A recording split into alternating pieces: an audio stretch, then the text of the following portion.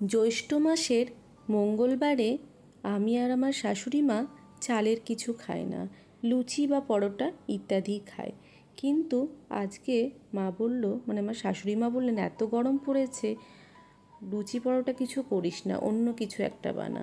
তাই আজকে ডালিয়ার এই রেসিপিটা বানালাম।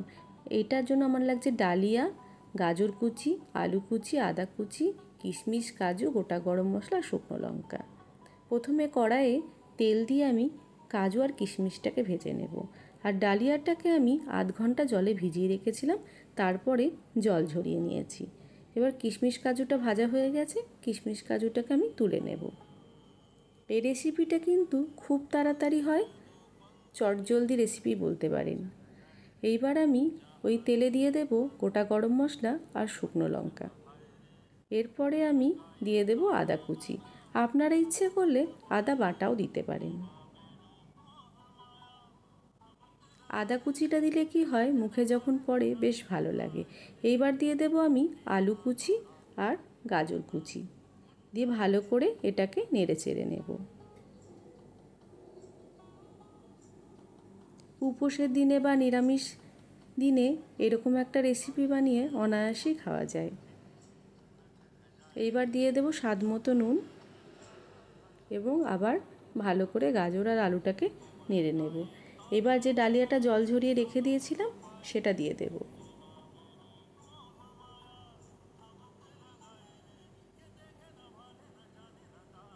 দিয়ে সমস্তটাকে ভালো করে নেড়ে নেব। আমার শাশুড়ি মা তো এই রেসিপিটা খেয়ে ভীষণ খুশি।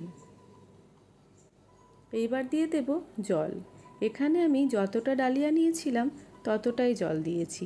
এখানে আমি 1.5 কাপ মতো ডালিয়া নিয়েছিলাম, তাই 1.5 কাপ এখানে আমি জল দিয়েছি। যেহেতু আমি আধ ঘন্টা ভিজিয়ে রেখেছিলাম, তো অনেকটাই নরম হয়ে গেছিলো। এবার ঢাকনা খুলে দেখুন ডালিয়াটা সিদ্ধ হয়ে গেছে। এবার এতে দিয়ে দেবো স্বাদ মতো চিনি, দিয়ে দেব অল্প একটু গোলমরিচের গুঁড়ো আর একটু গরম মশলার গুঁড়ো। এই গরম মশলাটা আমার বাড়িতেই বানানো, এলাচ, লবঙ্গ, দারচিনিকে শুকনো খোলায় ভেজে গুঁড়ো করা। আর দিয়ে দেব বড় চামচের 1 চামচ ঘি, দিয়ে সমস্তটাকে ভালোভাবে মিশিয়ে নেব।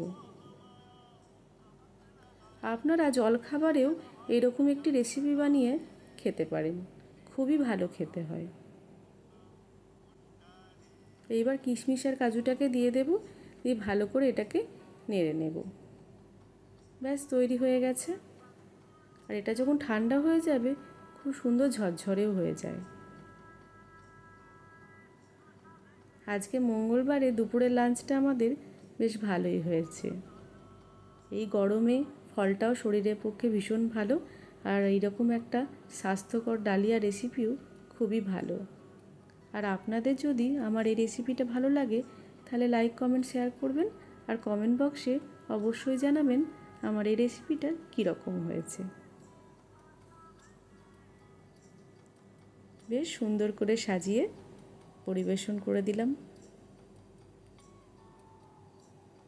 দেখেছেন ঠান্ডা হয়ে গেছে, খুব ঝরঝরেও হয়ে গেছে।